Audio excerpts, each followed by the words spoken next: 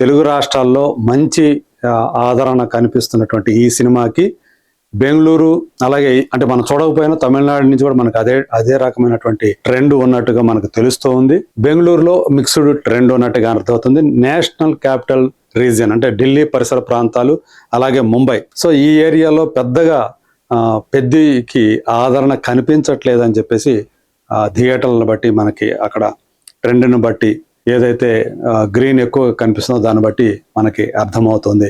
మరి చూద్దాం రాబోయేటువంటి రోజుల్లో, ఈరోజు గురువారమే కాబట్టి ఇంకా ఈ వీకెండ్కి 3 రోజులు టైం ఉంది పూర్తి అవడానికి.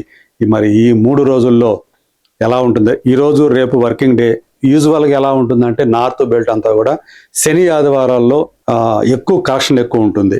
మనకేందంటే మనకి ఫ్యాన్ బేస్ అనేది ఎక్కువగా ఉంటుంది కాబట్టి సెలవు రోజు అయినా లేకపోతే వర్కింగ్ డే అయినా సంబంధం లేదు మనకి, విడుదలైన రోజు మాత్రం. అందుగురించే బీభత్సమైనటువంటి కలెక్షన్స్ మొదటి రోజు వస్తాయి.